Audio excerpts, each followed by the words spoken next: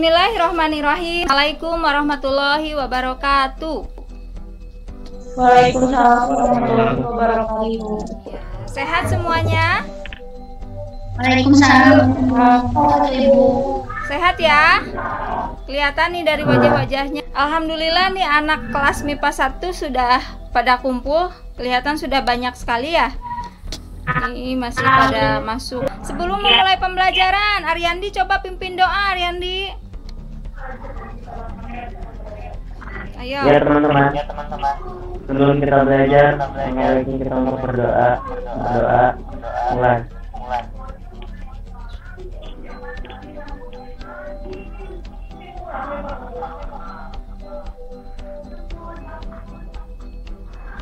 Berdoa selesai. Alhamdulillahirobbilalamin. Terima kasih Ariandi ya. Dan Ibu ucapkan terima kasih juga nih buat teman-teman semua yang hadir nih, anak-anak Ibu hebat-hebat pagi-pagi tapi sudah pada siap gitu meskipun mungkin pada belum mandi. Yang pasti mudah-mudahan sarapan ya. Coba ada yang masih ingat nggak pembelajaran di Meet minggu kemarin? Pemasaran usaha yang modifikasi Bu. Pemasaran usaha yang dimodifikasi. Ya, sebetulnya rangkaiannya ya. Jadi, kalau minggu kemarin kita belajar tentang pemasarannya, sekarang kita akan belajar tentang administrasi usaha. Nih, ada yang tahu tentang administrasi atau pernah dengar administrasi nggak? Ada yang pernah dengar administrasi? Kamu kerja di bagian apa? Di bagian administrasi, senang gitu ya. Ya. Coba, biasanya Ariandi administrasi itu berhubungan dengan apa ya? Atau siapa yang tahu? Pembiayaan, keuangan. Pembiayaan, bener. Berhubungan dengan kertas nggak sih? Iya. Berhubungan dengan kertas, surat penyurat, gitu ya. Ya. Administrasi itu seperti itu. Nah, kita akan bahas lebih dalam lagi karena itu pun kita akan bahas lebih dalam lagi karena itu faktor penunjang dan faktor yang cukup penting juga. Apalagi kalau nanti suatu saat kalian punya usaha, usahanya terus merangkak gitu ya. Mungkin kalau awal-awal usaha kecil tetap sebetulnya ada administrasinya, tapi administrasi yang sangat sederhana. Misalnya kalian belanja nih produk karena kita fokusnya di olahan nih. Bu, saya mau jualan bakso. Minimal ketika mau belanja daging sabarahaeun, terus acina sakumaha. Ketika mau ke pasar kalian tulis dulu. Sehari udah sehari ini modal habis berapa. Nah, itu juga sebetulnya bagian dari proses administrasi. Karena usahanya kecil, administrasinya sederhana. Tapi kalau misalnya usahanya udah makin besar, kalian punya kios baksonya misalnya di beberapa tempat, konsumennya semakin banyak, konsumennya misalnya kantoran, misalnya atau buka reseller. Nah, itu perlu administrasi yang jauh lebih lengkap ya, termasuk perizinan juga ya. Jangan salah, banyak perusahaan-perusahaan yang memang harus ada izinnya gitu. Tidak bisa seenaknya misalnya ada usaha apa kalian berdiri begitu saja ya, tetap harus ada izinnya gitu ya. Surat menyurat, kemudian laporan keuangan, perizinan usaha, itu adalah merupakan bagian dari administrasi. Nih sebentar Ibu akan tayangkan ini. Ada? Ya, Bu. Ada. Iya. Coba dari tampilan seperti itu apa yang kalian pikirkan? Makanan yang ilegal. Makanan yang ilegal. Terus, benar, hebat nih. Yang nggak punya izin. Yang nggak punya izin, iya hebat Bager. Terus apa lagi?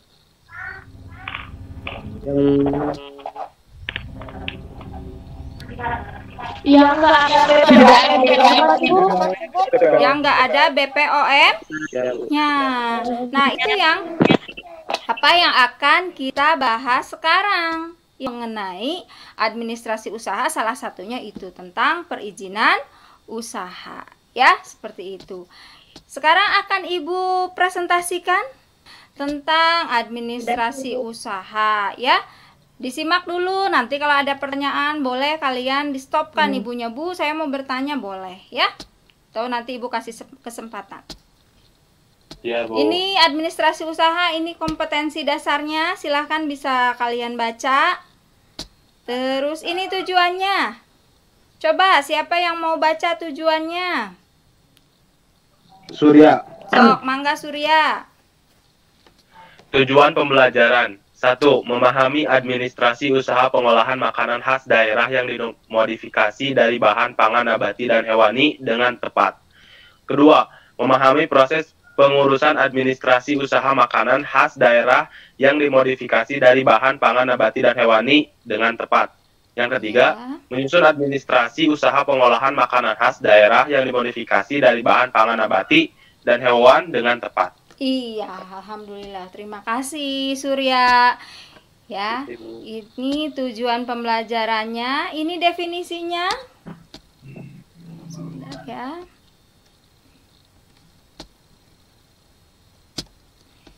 Ini definisinya. Kebaca tidak? Baca Ibu. Coba, siapa yang mau bacain definisinya selain Surya? Saya Bu, Sarjani. Sok, Mangga Her. Menurut Profesor Dr. Esrajudi Atmo Sudirjo, SH, administrasi adalah proses dan tata cara kerja yang terdapat pada setiap usaha, baik usaha kenegaraan maupun swasta, usaha sipil maupun militer, atau usaha besar maupun usaha dari perencanaan maupun kecil, dari perencanaan administrasi usaha makanan khas daerah yang dimodifikasi. Iya, betul sekali ya, bahwa administrasi di sini lebih ke proses dan tata cara kerja. Cara kerja semuanya tertata dengan baik gitu, itu tujuannya. Sekarang makasih ya Heriani ya. Sekarang kita masuk ke maksud dan tujuan administrasi bagi wirausahawan. Nih. Sebentar. Yang pertama yaitu memonitor kegiatan administrasi. Yang pertama yaitu memonitor kegiatan administrasi perusahaan, ya. Yang kedua apa? Mengevaluasi kegiatan pengorganisasian perusahaan. Yang ketiga, menyusun program pengembangan usaha. Dan yang keempat, mengamankan kegiatan usaha dan organisasi perusahaan. Tujuannya lebih ke memonitor. Jadi kalau misalnya ada yang salah, ada yang kurang, itu kalau semuanya tercatat dengan baik, itu akan mudah dimonitornya ya. Kalau misalnya tidak tercatat ya akan susah juga. Mengevaluasi. Nanti setelah kegiatan berlangsung kan ada catatannya, ini bisa dilihat. Oh, ternyata misalnya bulan ini labanya sekian. Itu kan mengevaluasi ya. Kalau tidak ada laporan keuangan ya tidak bisa tahu dong kita labanya berapa, ya enggak? Iya. Kemudian menyusun program pengembangan. Ternyata setelah misalnya 1 bulan berjalan, penjualan ini yang A meningkat tajam, yang B kurang begitu laku, yang C misalnya dalam proses. Nanti akan jadi masukan buat kita, oh ternyata yang ini nih yang harus dipertahankan, ini harus diganti produknya, yang ini harus ditingkatkan gitu. Dan yang keempat adalah mengamankan kegiatan usaha. Ya, mengamankan itu lebih kepada apa ya, supaya kegiatannya itu aman ya. Kayak misalnya kalian bawa motor pakai helm dengan tidak, coba lebih aman pakai mana? Pakai helm Bu. Pakai helm, takut sama polisi ya, bawa SIM atau tidak misalnya. Nah, kegiatan usaha pun sama, kalau udah ada perizinan dan lain-lain, maka jauh lebih aman, lebih regreg kalau bahasa Sunda mah ya. Sekarang ada perencanaan administrasi usaha olahan makanan khas daerah. Nah, apa saja dalam administrasi itu sebetulnya yang dibahas? Yang pertama ada apa ini? Perizinan. Yang kedua? Surat menyurat. Yang ketiga? Pencatatan transaksi atau jasa. Yang keempat? Pencatatan transaksi keuangan. Iya, dan yang selanjutnya yaitu tentang pajak. Ya, baik pajak pribadi maupun pajak perusahaan. Kita lanjut ya. Nih, perizinan usaha itu yang pertama ada apa di sini? Oh, dan HO dan situ. Yang kedua ada apa? PIRT. PIRT. Yang ketiga ada apa?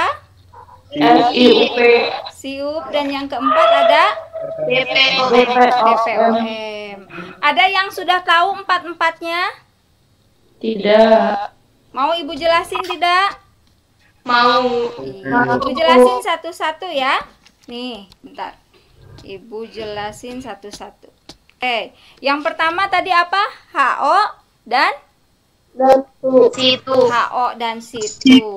HO itu hyperordonanti. Ya. Hyperordonanti apa sih hyperordonanti itu?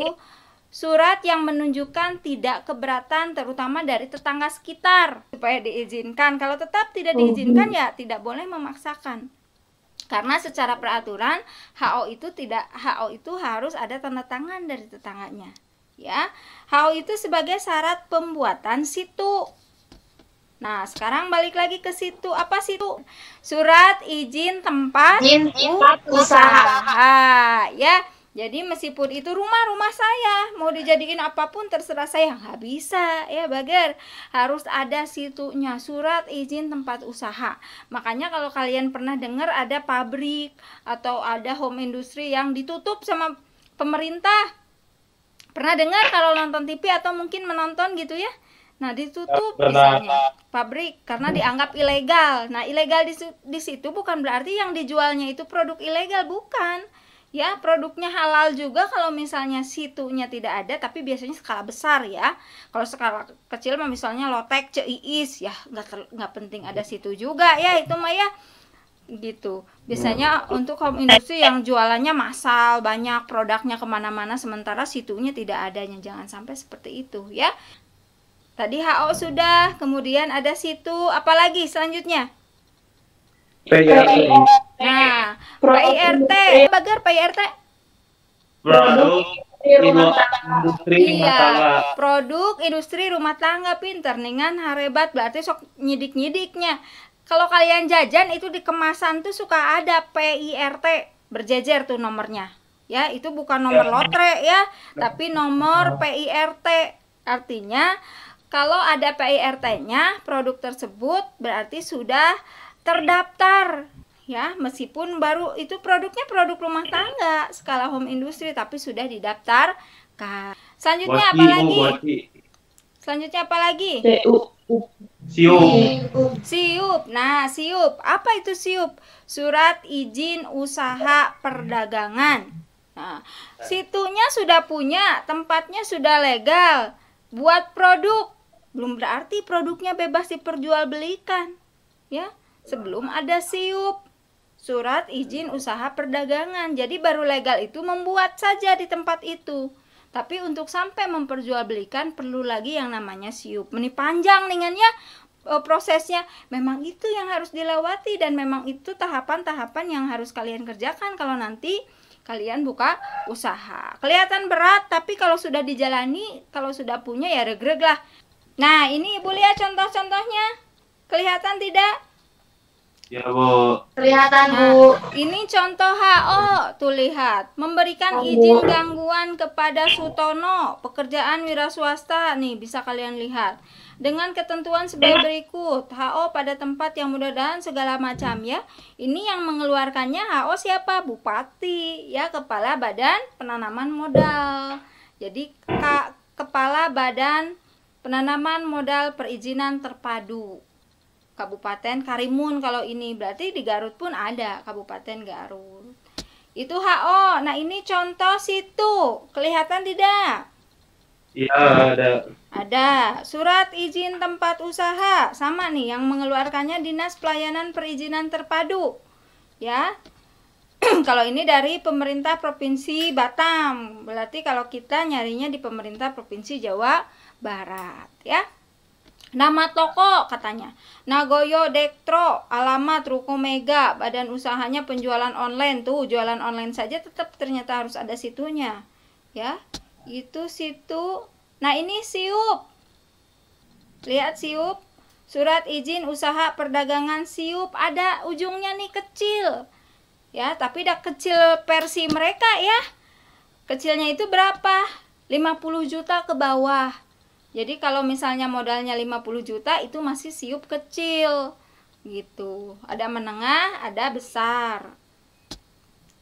Gitu, paham ya tentang surat izin? Ya, Bu. Nah, Ya, Bu. sekarang kita masuk ke surat menyurat. Pernah dengar surat? Mungkin di pelajaran bahasa Indonesia pernah ya? Nah, Pernah ya, bukan cuma surat cinta saja nih. Tapi sekarang bisa pakai email. Sekarang pakai email. Email juga kan surat, yaitu surat elektronik ya, email itu. Yang pertama ada surat apa di situ? Ibu sambil lihat kalian, jadi ibu nggak baca itunya, nggak baca PPT-nya. Kalian yang nyebutin ya. Yang pertama surat apa? Nah, perkenalan. Misalnya biar mudah nih kalian membayangkannya. Rima itu punya usaha kantoran. Ya, sementara Dela catering. Dela ya, berarti Dela yang bikin. Rim gitu ya. Tapi ini nama perusahaan, jangan Rima. Rim, saya mau kenalan dong. Ini produk saya. Nah, bahasa non formalnya seperti itu. Jadi dari perusahaan A ke perusahaan B, ini saya mau memperkenalkan nih produk saya. Ini usaha saya catering. Nanti kalau ibu butuh makan siang, kita antar, harganya cuma 10.000 satu porsi untuk karyawan-karyawan di sini misalnya. Ya, itu adalah surat perkenalan. Kayak kalian kenalan kayak gimana sih? Itu kenalin nama saya ini. Nah, sama perusahaan juga kenalin. Saya adalah perusahaan yang bergerak dalam bidang ini, gitu. Ya, paham ya? Terus yang kedua, surat apa yang kedua? permintaan surat permintaan penawaran. Nah, permintaan penawaran. Setelah ada kenalan, misalnya tadi apa? Dela memperkenalkan bahwa dia adalah perusahaan catering, terus kata Rima, coba dong, ada nggak yang apa produk apa yang bisa membuat kita tertarik nih? Karena sebelumnya kita sudah dipasok sama catering yang lain. Coba kira-kira apa yang bisa Anda tawarkan gitu? Apa yang bisa Dela tawarkan pada kami? Itu Rima bikin surat meminta ke catering tersebut untuk menawarkan produknya. Paham ya? Awalnya Ya, Bu. perkenalan, kemudian Rima meminta untuk ditawarkan produk, kemudian lanjut lagi Dela ngasih surat balasan berupa surat penawaran. Ini loh saya tawarkan, kalau misalnya belinya 50 porsi, dapat gratis 5 porsi misalnya. Harganya cuma 10.000 satu porsi. Ini menunya lebih sehat, Bu, misalnya. Karena ini semuanya dikasih tahu di surat tersebut. Itu surat penawaran. Ya. Selanjutnya, Ya, Bu. surat apa selanjutnya? Surat pemesanan. Nah, surat pemesanan ya. Nah, surat pemesanan. Nih, surat pemesanan tuh kayak gimana? Setelah Rima setelah Dela ngasih tahu ini loh, nanti dapat diskon ini. Nah, kata Rima, wah, ternyata tertarik nih. Coba enak, coba sehat, coba lebih murah. Ya udah nih pesen nih. Saya pesen mulai besok ya 200 porsi buat kantor kami misalnya. Itu surat pemesanan. Ya, kayak gitu. Kemudian dibalas lagi sama Rima. Apa surat apa di situ? Surat pemberitahuan pengiriman barang. Nah, setelah dipesan baru dikirimkan barangnya. Telah dikirim 200 porsi beserta bonusnya kepada Ibu Rima misalnya dari perusahaan catering ini. Jadi bukan suratnya aja, udah sama produknya itu.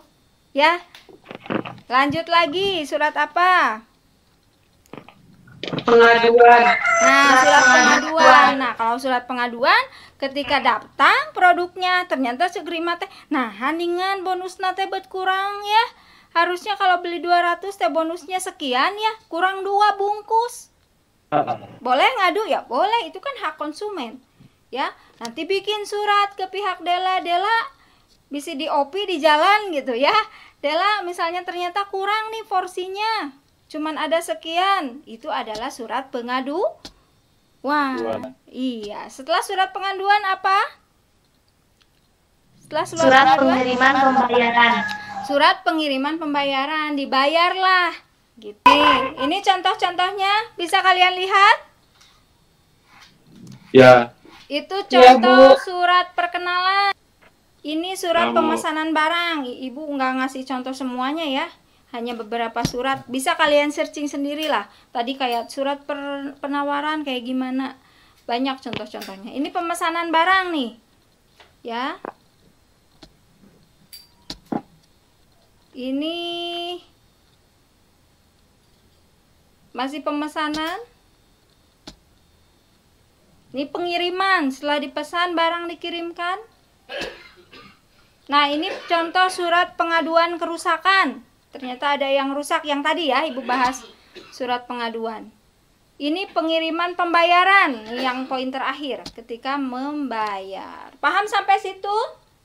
Paham. Paham. Alhamdulillah paham, Bu. Ya, sekarang kita masuk ke pencatatan transaksi barang atau jasa. Nih, siap-siap. Yang pertama ada pencatatan ekstern dan yang kedua ada pencatatan intern. Nah, faktur itu berisi perincian pengiriman barang, mencatat daftar barang, harga dan hal lain yang biasanya terkait dengan penagihan untuk pembayaran yang dikeluarkan penjual kepada pembeli. Gitu ya. Kalau kwitansi yang tadi bukti pembayaran. Terus di sini ada nota ya, ada nota debit, ada nota kredit. Coba. Ya Bu, tahu Bu nota debit. Oh, coba Surya, apa nota debit? Atau apa sih bedanya nota debit dan nota kredit? Ada bedanya Bu. Kalau Ya. nota debit adalah bukti transaksi pengiriman kembali barang yang telah dibeli, tetapi beberapa barang yang dibeli rusak atau tidak sesuai pesanan Bu. Oh, yang ya, pintar Surya ya. Itu nota apa? Nota debit Bu. Nota debit. Terus ada lagi ini cek. Perintah untuk mengambil uang. Perintah untuk kalau misalnya yang bawa ceknya, yang mengambil uangnya. Tapi kalau yang punya ceknya berarti perintah kepada bank untuk membayarkan sejumlah uang ya, untuk membayarkan sejumlah uang. Tadi balik lagi ke faktur ya. Nah, kalau ini ada lagi transaksi barang dan jasa yang buktinya itu internal. Internal itu dalam artinya yang membuat pihak di dalam perusahaan itu sendiri. Apa saja? Ada bukti kas masuk dan ada bukti kas keluar. Yang tadi misalnya tadi siapa, Apandi ya namanya, Heriandi ya? Ariandi. Iya, Ariandi misalnya. Punya uang 1 juta, Ariandi dari siapa saja? Dari si Mama 500.000, misalnya dari AA 200.000 misalnya ya, atau dari apa? Dari Bibi dikasih misalnya 300.000, sama Ariandi itu ditulis. Itu adalah bukti kas masuk. Nah, terus dipakai apa saja yang 1 juta? Meser kuota, ngajajanan Kabogo, bayar SPP.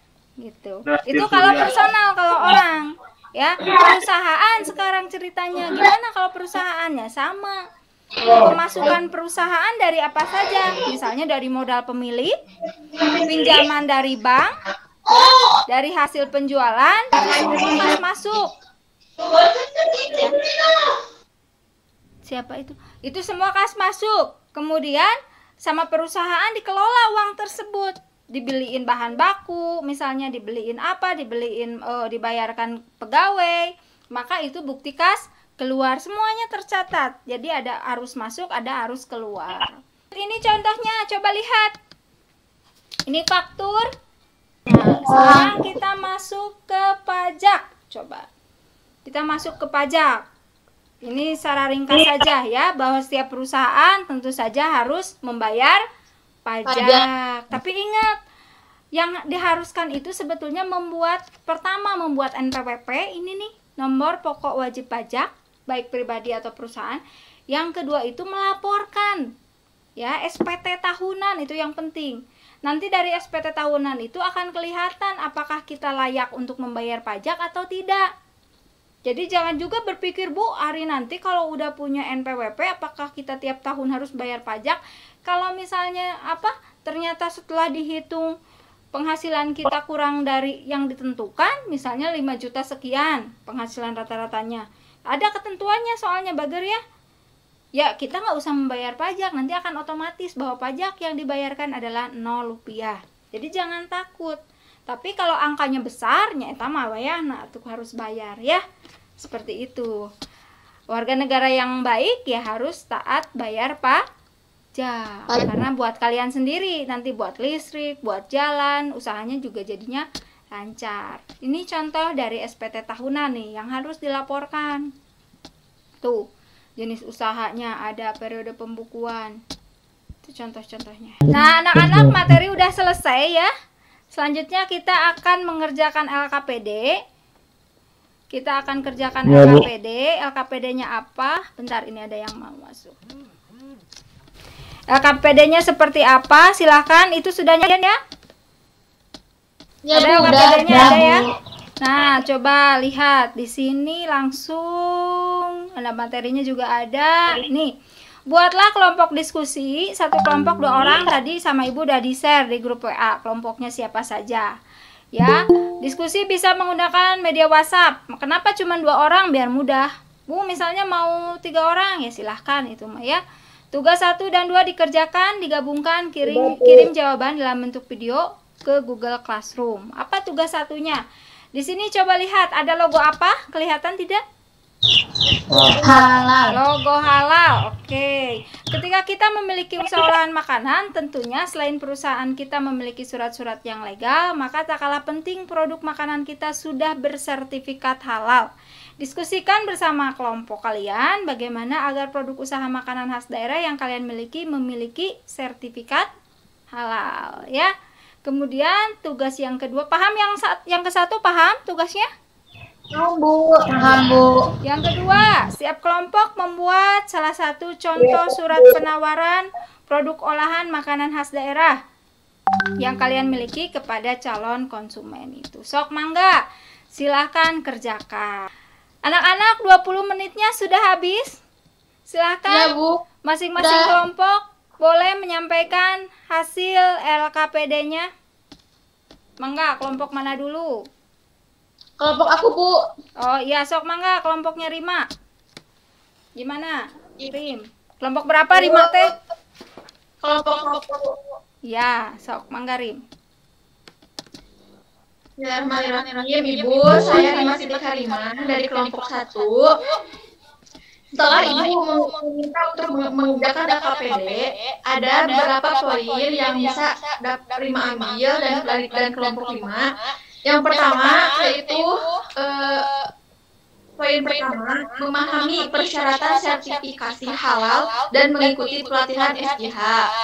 Nah, yang kedua, menerapkan sistem jaminan halal atau SJH tersebut. Perusahaan harus menerapkan SJH sebelum melakukan pendaftaran sertifikasi halal. Poin ketiga, menyiapkan dokumen sertifikasi halal. Perusahaan harus menyiapkan dokumen yang diperlukan untuk sertifikasi halal. Yang keempat, melakukan pendaftaran sertifikasi halal atau upload data. Pendaftaran sertifikasi halal ini dilakukan secara online di sistem website. Yang kelima, melakukan monitoring pre-audit dan pembayaran akan sertifikasi. Setelah melakukan upload data sertifikasi, perusahaan harus melakukan monitoring pre-audit dan pembayaran akan sertifikasi. Poin ke-6, ada pelaksanaan audit, Bu. Audit ini dapat dilakukan apabila perusahaan sudah lolos pre-audit dan akan sudah disetujui. Dan yang poin ke-7, monitoring ke audit.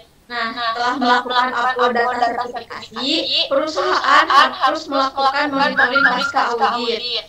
Yang poin terakhir, Bu, yang ke-8 ada memperoleh sertifikasi halal.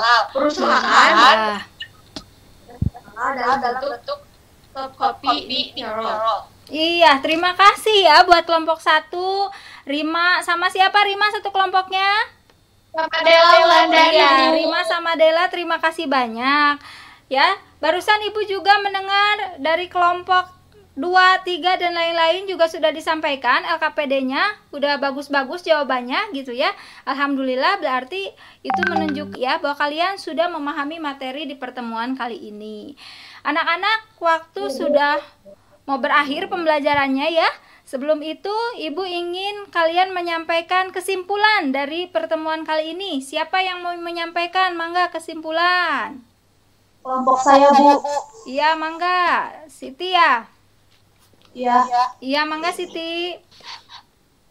Jadi menurut kelompok saya kesimpulannya adalah administrasi adalah proses dan tata cara kerja yang terdapat pada setiap usaha, baik usaha kenegaraan maupun swasta, usaha maupun militer atau usaha besar maupun kecil. Administrasi usaha terdiri dari surat menyurat, perizinan, pajak, dan lainnya. Sekian dari kelompok saya. Iya, terima kasih Siti, hebat sekali ya. Dari kelompoknya Siti keren-keren nih.